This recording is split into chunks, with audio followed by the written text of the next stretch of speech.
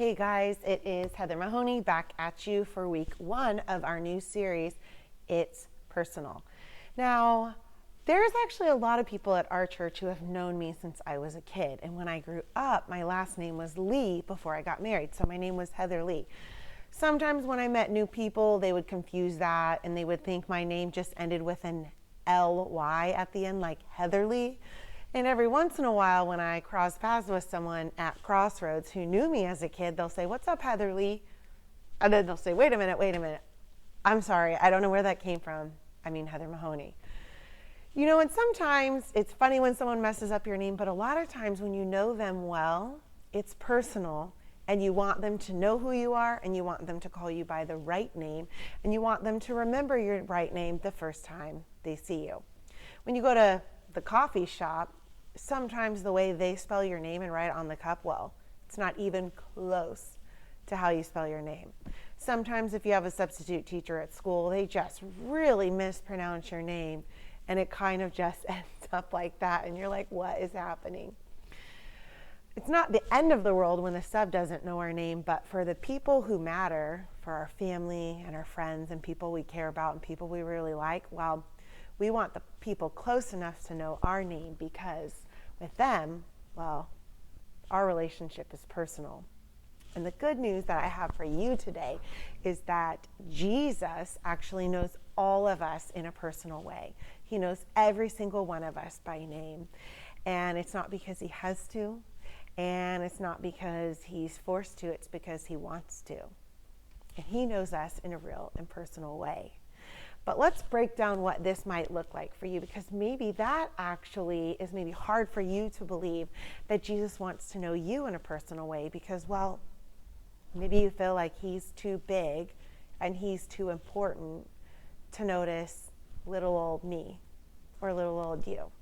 Maybe you're in a position where you just think, I haven't really heard you, I haven't really seen you, I don't really know what my thoughts are on this situation. Sometimes we just don't know much about Jesus, and because we don't know much about him, we're not actually sure if he's real or not. Sometimes we can think, gosh, you are the big man upstairs and you're just sitting there and you're just judging us and you're just looking at all the rules and you don't think we're following right. And sometimes we have a view of God that he's a little more like a younger brother or sister saying, you're not doing that right, you're not doing that right, or a mean mom or a mean grandparent or something like that, mean guardian. And then sometimes we feel like, well, I know who Jesus is, but I'm not sure he wants to be close to me because you don't know my story and you don't know some of the parable choices that I've made. And I don't know if he'd want to be associated with somebody who acted a lot like me. But no matter how we feel about Jesus, he knows our name because to him, well, it's personal. There's actually a really cool biblical account of this. If we look in the book of Luke, which is in the New Testament of the Bible, I'm going to be reading from the NIV version if you're following along at home, if you've got your YouVersion Bible app out. But we see a story about a dude named Zacchaeus. Now, Zacchaeus was known for being super short. So he was super short, but he also was a tax collector. And at that day and time, being a tax collector, you did not want that job. People did not think well of you, and you tended to be a pretty shady human being, meaning when you showed up at someone's door to collect their taxes, because it was before there was a mailing system, it wasn't taken out of your paycheck, you had to write, you couldn't write a personal check, you had to actually give them cold hard cash or gold or silver when they came to your door. Well, if you were a tax collector, you collected more than you were supposed to collect, and you always kept a portion for yourself. So people knew tax collectors as shady, dishonest, deceitful thieves who took their hard-earned money. But the tax collector didn't go away unless you gave him the money, so you were just stuck. And we actually see in the book of Luke, chapter 19, verse 2, it says Jesus is walking through a crowd in Jericho, and he notices Zacchaeus in a tree. So Zacchaeus short, so Zacchaeus goes up where it's high. So he notices Zacchaeus in a tree. And among this huge crowd, who does Jesus call out to? Zacchaeus. He says, Zacchaeus, come down. I want to have dinner with you. It actually says in verse 2, a man was there by the name of Zacchaeus. He was a chief tax collector, which we just talked about, and he was wealthy. Remember, wealthy from stealing everybody else's money. Fast forward to verse 5. When Jesus reached the spot, he looked up, he saw Zacchaeus, and he said to him, Zacchaeus, come down immediately. I must stay at your house today. Now, here's the cool thing, is that even though Zacchaeus wasn't popular due to his profession, Jesus acknowledged Zacchaeus. Jesus showed him that he had value no matter what anyone else thought of him, and people did not think well of him.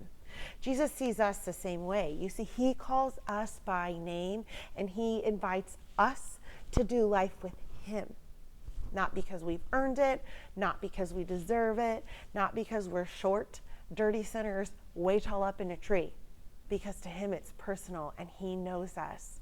When we accept Jesus' invitation to come live life with him, to follow him, our relationship with him becomes real because it becomes personal. And it's personal because Jesus knows our name.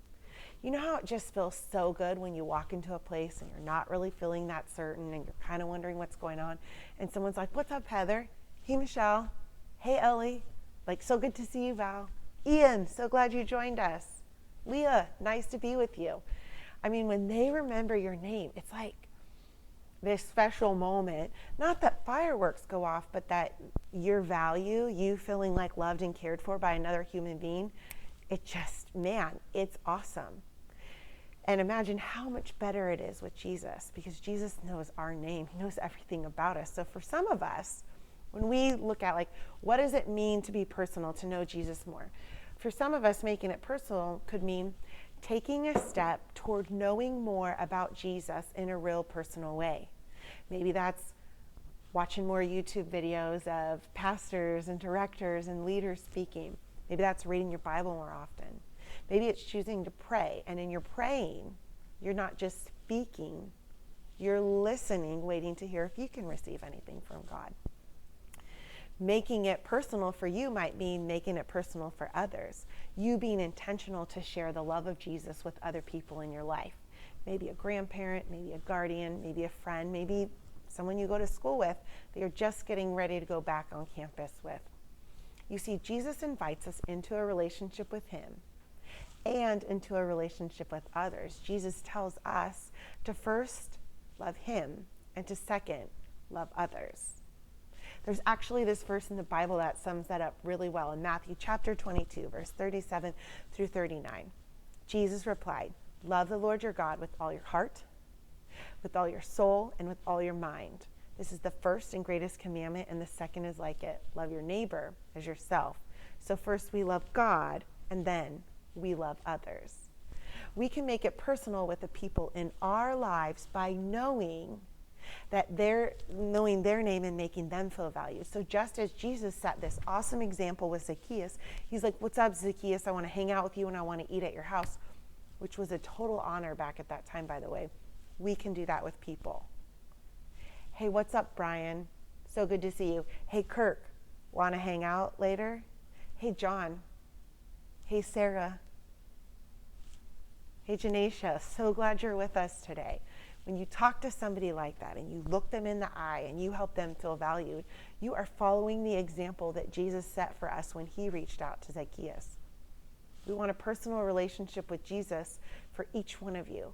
Everybody who's part of our leadership team at Crossroads Junior High, we want you to know that our ministry is a place where you're seen and where you're known and where you're valued.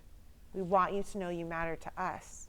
And no, we're not perfect like Jesus, but yes, we would like to walk alongside you in your relationship to either discovering who Jesus is or you're part of your journey of following him fully. It's personal because Jesus knows your name. I want to just leave you with this question today as I finish my time with you this morning from our new series. And the question is this: how does it make you feel when someone knows your name? And are you willing to help somebody else feel like that as well? Hope you have a wonderful week. See you next Sunday. YouTube, Sunday, 10 a.m.